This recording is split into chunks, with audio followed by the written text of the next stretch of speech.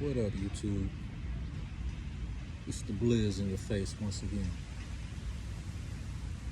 I want to talk about this article and this story that I came across a few days ago.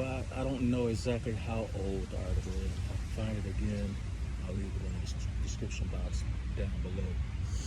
But basically, they found a preserved mummy, a female, and it's around 3,300 years old, preserved. And the hairstyle this woman has reflects a lot of what you see in the black community today. A lot of BWs walking around with this hairstyle. And you know how, especially in America, they worship through a lot of symbology, a lot of Egyptian symbolism, ancient artifacts, this and that. They worship these things. America as a whole. They deify these things. So when they showed the display of this mummy with the same kind of hairstyle that a lot of B-dubs walk around with today, that is a direct swipe at black men. It's the direct swipe, a direct attack on black men. They are willing to deify and put black women ahead of black men, above black men. Use black women as the overseer of the quote-unquote plantation. See, even if they found an ancient mummy in the dynastic years that can be proven that this person was a black man. This particular mummy is a black man, probably from this dynasty where the black man ruled. Even if they was to find something like that, they would not tell you, because they need you to feel subordinate to black women. This is why the nickname that Minister Jap, shout out to Jap, giving them the nickname German Shepherds, is so fitting. Being the guard dogs of the system that we live in, is hell-bent on destroying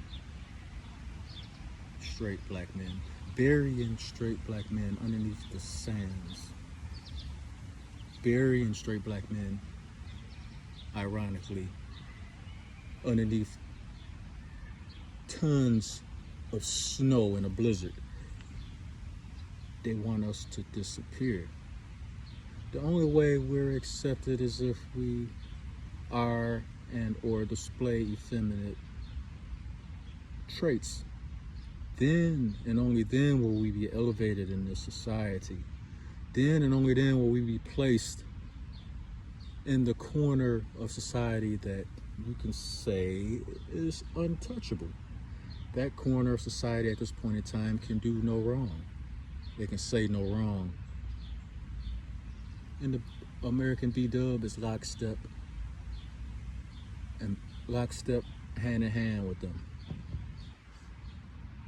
perpetuating the same thing. They're enjoying it. And when I saw this article, it just clicked in my head how it seems to be so important, especially in the black community, for the BW to be elevated above the black man. And that's the whole reason, my personal opinion, that this story was put out in the forefront.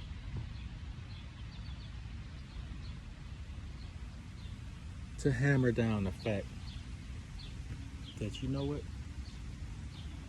BW's got the whip and chains now. And those whip and chains are for black men.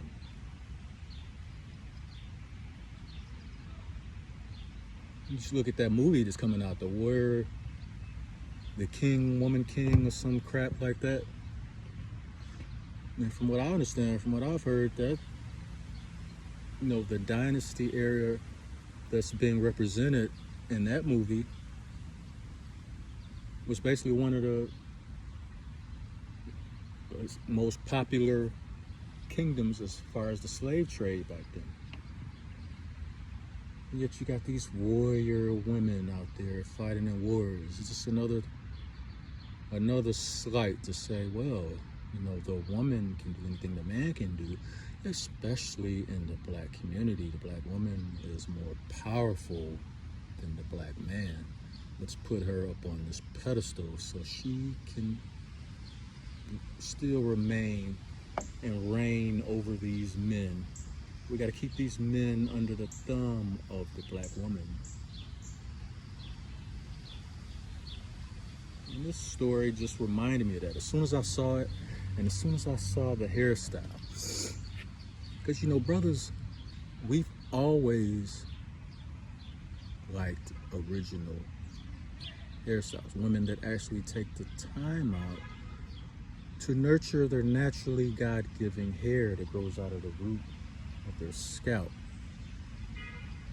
Not taking the lazy way out, using the same excuses.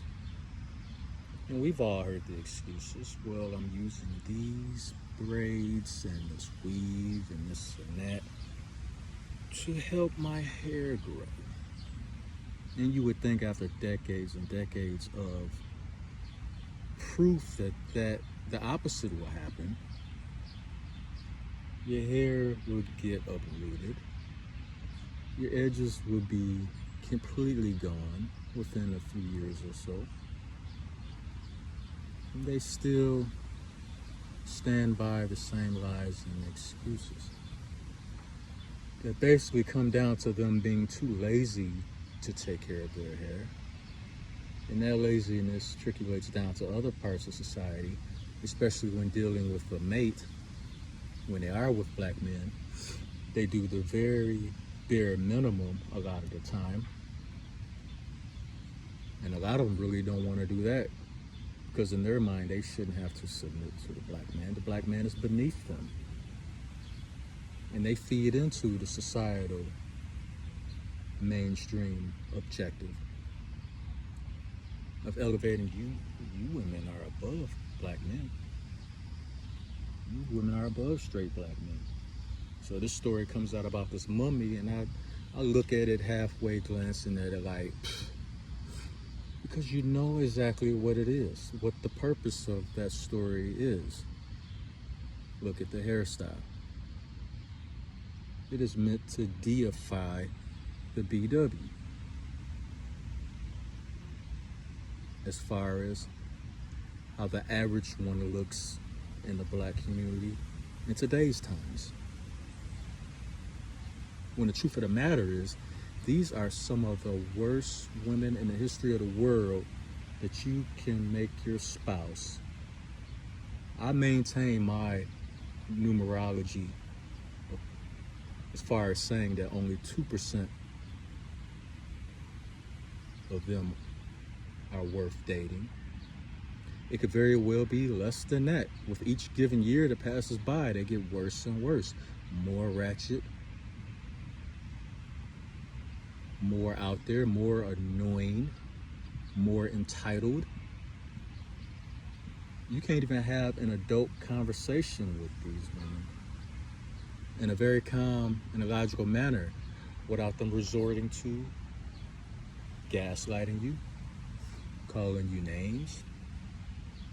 Oh, you hate women? Oh, you hate black women? Yo, mama black? How many times are y'all gonna say that? For the men out there, how many times have you heard that response? It's like they read from the same book of bullshit. And they all parrot the same talking points, which lead to nothing. You know right away when they jump in their feelings, because they get to calling you names.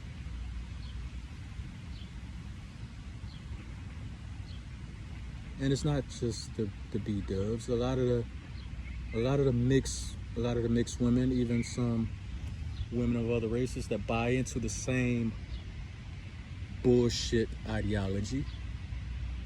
I had a discussion with a young lady about abortion. Don't know why I even wasted my time. But basically her response to things I was saying, now mind you, I did not call her out of her name. I didn't make any kind of insults. But that's the first angle she took. Basically on the grounds of, I don't respect you as a person. You're not a real man.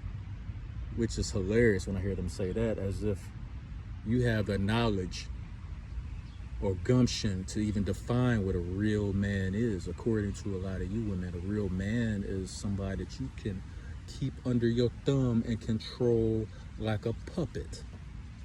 And any man that decides to cut those strings and think, walk, talk, and act on his own accord, chase, achieve, and set his own goals, you have a problem with those kind of men because you can no longer control them. So what they do is revert to calling you names. You're not a real man. I don't take you seriously. So I blew off the name calling and the degrading comments that this lady said, and I just brought numbers to the table, mathematics. Out of around 80,000 people, 80,000 women getting abortions. Let's use Florida, for example. The number, 80,000 abortions. Out of the 80,000 abortions, 0.125 or 0.25% is due to incest and or rape and medical conditions that if the woman decides to have the baby, there's a high percentage that she could die from having a baby. All of those situations fit into 1% or a little less than 1%, which is around 960 something abortions or something like that. 940 something, maybe 48. Let's round it up to 1,000. Because we're rounding up the abortions too, because the actual number in Florida, I think, was around 79,400 and something. So I'm rounding that up to 80,000. So around 1% or less of those abortions are the extreme, the exception to the rule. And I put those numbers in my comments. So they're quick to jump to the extreme, the exception to the rule, because that's their only thing they could think of. That's the emotional reach that they all do right before they start calling you names. Then you lay out those numbers. So basically, 70,000 plus abortions was not because of those extreme reasons that a lot of women jump to as to why they should be allowed to have abortions. And once I laid those numbers and facts out, this young lady decided to not respond at all. For all I know, she blocked me. Don't know, don't care. But this is what they do.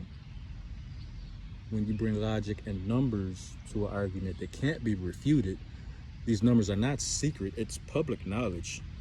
You can go on the internet and find these numbers. It's not hard to do. You women know how to do everything else when it comes to the internet. So I'm sure you can find those numbers and statistics and facts. But they don't want to do that. They want to they want to swim in a river of feelings and call you names.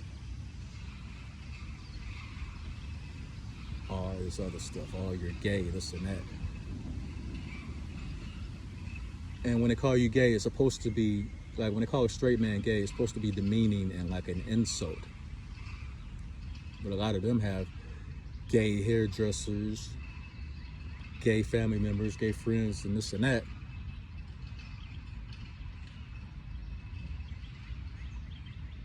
But when they get mad at you and want to call you names, they use that as a term of an insult. And I find it kind of odd. And somebody said this. Somebody said this a little while ago, a couple weeks ago, whatever. I remember heard it. I forgot who said it. But it's amazing how BWs and women that think on the same wavelength as BWs use that term towards men as degrading, a way to call you a name and insult you. But ironically, the gay community has nothing to say about that. No comment whatsoever.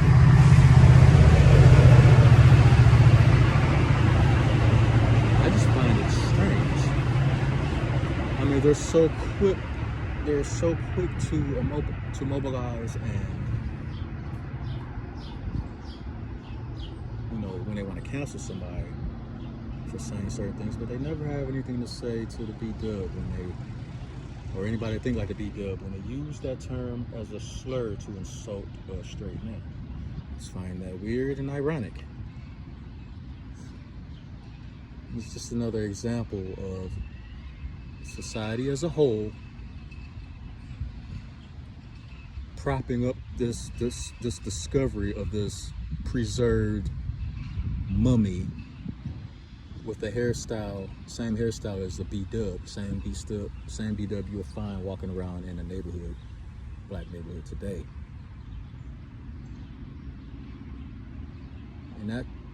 And the whole thing is just, you know, let's show this as a way of showing the world the B-dub came before the black man.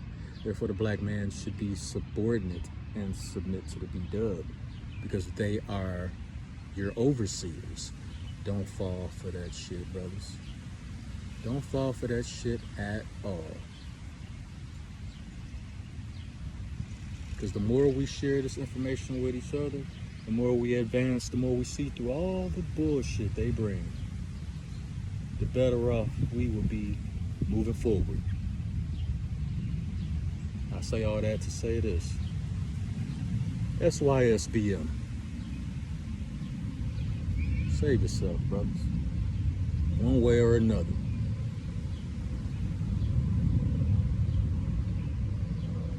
Have relationships with your goals and your purpose. Everything else, the chips will fall where they may. With that being said, y'all enjoy y'all day. This is Red Blizzard. In the wind again. Take it how you want to take it. Fuck it.